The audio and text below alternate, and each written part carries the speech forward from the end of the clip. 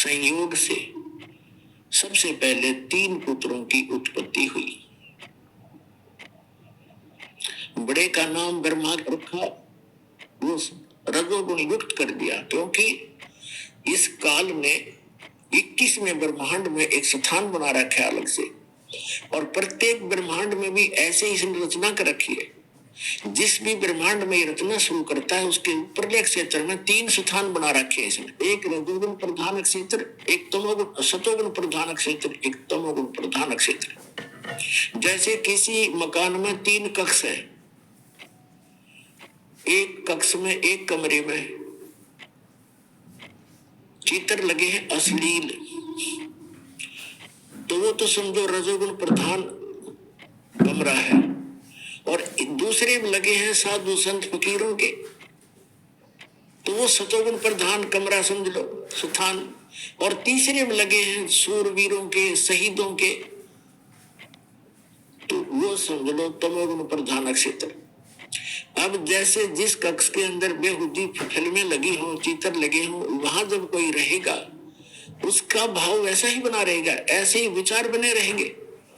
और जब जाएगा दूसरे कक्ष में जहां साधु संत फकीर महापुरुषों के चित्र लगे हैं, उनकी जीवनी लिखी हो, तो उनको पढ़कर ऐसा ही भाव बन जाता है, अच्छे विचार बन जाते हैं, तो सतोगुण प्रधान क्षेत्र हो गया। और फिर जहां जाते हैं सूरवीरों के फोटो लगे हों, देशभक्तों के लगे हों, उनकी गाथाएं लिखी हों, उनको पढ़ पढ़कर वैसा ही मन में वैसी प्रेरणा बन जाती है। ठीक इसी प्रकार इस काल भगवान ने एक ब्रह्मांड के सबसे ऊपर के स्थान पर 3 स्थान बना रखे ऊपर के पोर्शन में। एक रजोगुण प्रधान, दूसरा सतोगुण प्रधान, तीसरा तमोगुण प्रधान। और वहां ये क्या छल करता है, अपना रूप तो बना लेता है ब्रह्मा जैसा पंचमुखी, और दुर्गा को सावित्री रूप बना लेता है। और सबसे पहले उस रजोगुण प्रधान क्षेत्र में चले जाते, और जब तक बच्चे का जन्म नहीं हो लेता ये वही रहते, जिस कारण से वो बच्चे की वृत्ति, उसका स्वभाव, उसका स्वरूप उस जैसा ही जन्म लेता है, तो वो रजोगुण ब्रह्मा बन जाता है। उसके बाद उसको अचेत कर देते हैं और परवरिश कोमा में रखकर परवरिश जारी रखते हैं। उसके बाद ये जाते हैं सतोगुण प्रधान क्षेत्र में, तो वहां पर जाकर के ये स्वयं विष्णु रूप बना लेता है, 4 भुजा बना लेता है, और विष्णु जैसी शकल बना लेता है, और दुर्गा की लक्ष्मी जैसी सूरत बना लेती है। और तब ये वहां रहते हैं, तो दोनों के संयोग से जो पुत्र उत्पन्न होता है वो सतोगुण युक्त होता है, उसका नाम विष्णु रख देते हैं। और जब तक उसकी जन्म नहीं होता तब तक उसको वही रखते हैं, तो वो वैसे ही गुणों से युक्त हो जाता है। इसी प्रकार तीसरे स्थान पर ये जाता है और दुर्गा को ले जाता है, दुर्गा को पार्वती रूप बना लेता है, और स्वयं को शिव जैसा जटा उटा ऐसे स्वरूप बना लेता है। तो वो लड़का फिर वैसी ही सूरत का उत्पन्न होता है, और उसमें वही गुण हो जाते।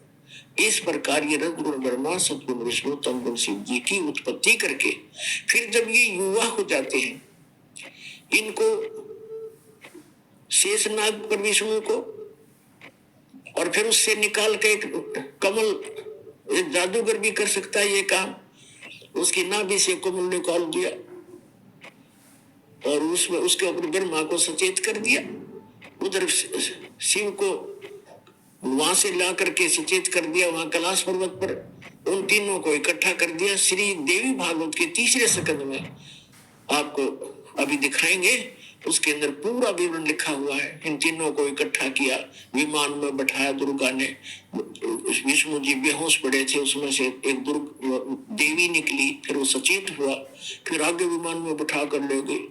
वो लंबा प्रकरण है, अलग से बताएंगे।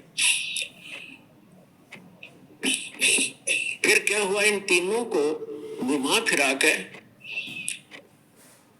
और इनको अलग अलग द्वीप दे दिए, अलग अलग इनकी राजधानी बना दी। ब्रह्मा जी को ब्रह्मापुरी में बना दी, विष्णु जी को विष्णु लोक बना के वहां दे दिया, छोड़ दिया, शिव जी को शिवलोक बना कर छोड़ दिया। अब तीनों का विवाह करना आवश्यक था। दुर्गा ने अपने ही वचन से 3 पुत्रियां उत्पन्न की और तीनों को समुद्र में गुप्त कर दिया अपने सिद्धि से, युवा लड़कियों को। और उधर से इन तीनों से कहा कि जाओ तुम सागर में। अच्छा, आकाशवाणी की उसने काल ने अपनी पत्नी से कहा कि आज से मैं प्रतिज्ञा करता हूं, मैं कभी किसी के सामने अपने वास्तविक रूप में नहीं आऊंगा और मेरा भेद नहीं बताओगी किसी को। यदि तूने मेरा भेद बता दिया तो मेरे से बुरा नहीं होगा। अब ये दुर्गा फंस गई, इसके अनुसार चलना इसकी व्यवस्था होगी, और इसके कहने से सो झूठ बोलती है, सब छल करती है, अपने पुत्रों को भी वास्तविकता नहीं बताती है।